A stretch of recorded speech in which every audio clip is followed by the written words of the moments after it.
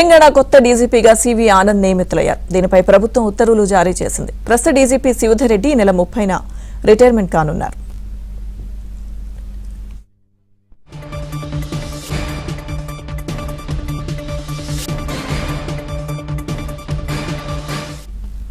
ఇటీవల UPSC DGP పోస్టుకు అర్హులైన ఐపీఎస్ల జాబితాను రాష్ట్ర ప్రభుత్వానికి పంపించింది. అందులో సివి ఆనంద్తో పాటు 1994 బ్యాచ్కు చెందిన వినాయక్ ప్రభాకర్ ఆప్టే, సౌమ్య మిశ్రా ఉన్నారు. ఈ ముగ్గురిలో అత్యంత సీనియర్ అయిన సివి ఆనంద్ను డీజీపీగా ప్రభుత్వం నియమించింది.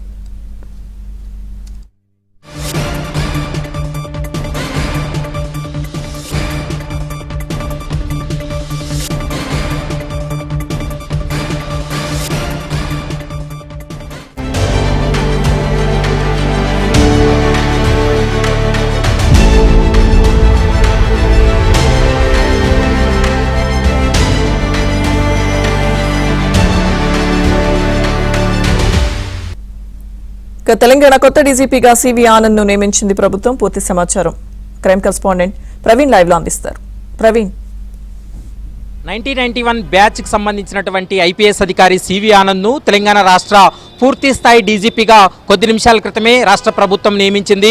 ఎందుకంటే ఈ నెల 30వ తారీఖున ప్రస్తుత ఇన్ఛార్జ్ డీజీపీగా ఉన్నటువంటి శివధర్ రెడ్డి పదవీ విరమణ చేస్తున్నటువంటి నేపథ్యంలో పూర్తి స్థాయి డీజీపీ నియామకానికి ఇప్పటికే యూపీఎస్సీకి 5 మంది పేర్లను రాష్ట్ర ప్రభుత్వం సిఫారసు చేసింది. అందులో 3 పేర్లను మాత్రమే తెలంగాణ రాష్ట్ర ప్రభుత్వానికి యూపీఎస్సీ కూడా రిటర్న్ చేసినటువంటి సందర్భం ఉంది. అందులో 1991 బ్యాచ్కి చెందినటువంటి సీనియర్ ఐపీఎస్ అధికారి సివి ఆనంద్ పేరును ఖరారు చేస్తూ కొద్ది నిమిషాల క్రితమే రాష్ట్ర ప్రభుత్వం ఉత్తర్వులను కూడా వెల్లడించినటువంటి పరిస్థితి కనపడుతుంది.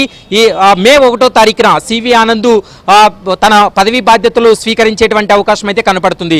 ఎందుకంటే 22 ఏళ్ల వయసులోనే ఐపీఎస్గా మొదటి అటెంప్ట్లోనే తను ఐపీఎస్గా తను ఉద్యోగాన్ని సంపాదించాడు.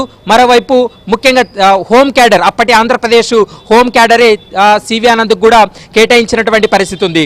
ముఖ్యంగా ఇటు సైబరాబాద్లో కావచ్చు, హైదరాబాద్లో కూడా తను సిపిగా పనిచేసినటువంటి అనుభవం ఉంది.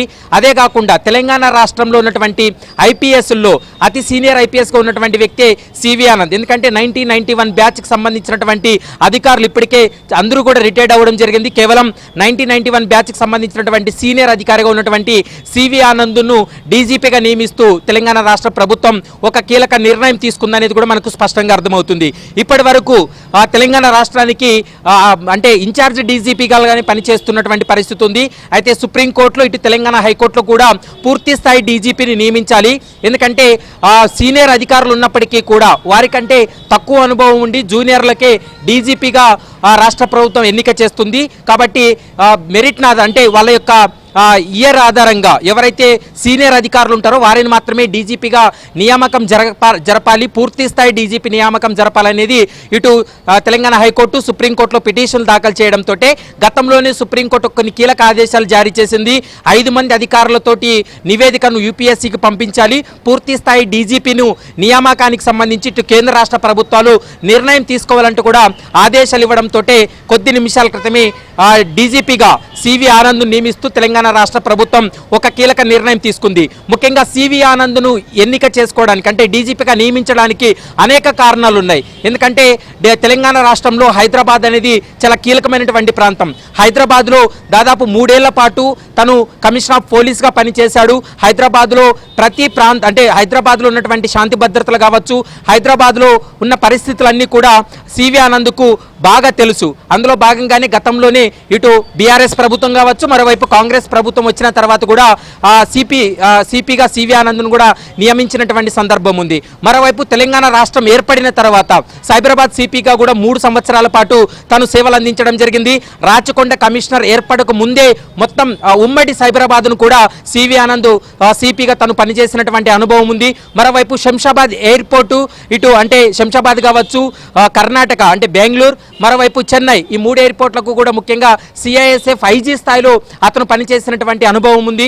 మరోవైపు కొద్ది రోజుల క్రితమే అంటే సిపిగా ఉన్నటువంటి సివి ఆనంద్ను రాష్ట్ర ప్రభుత్వం హోమ్ సెక్రటరీగా నియామకం చేసింది. హోమ్ సెక్రటరీగా పనిచేస్తున్నటువంటి సివి ఆనంద్ ప్రస్తుతం డీజీపీగా తనను నియమిస్తూ కూడా కొద్ది నిమిషాల క్రితమే రాష్ట్ర ప్రభుత్వం తను అంటే ఒక కీలక నిర్ణయం తీసుకున్నటువంటి సందర్భం కూడా స్పష్టంగా కనిపిస్తుంది. కాబట్టి రాష్ట్రంలో పలు ప్రాంతాల్లో అడిషనల్ ఎస్పీగా పనిచేసినటువంటి అనుభవం ఉంది.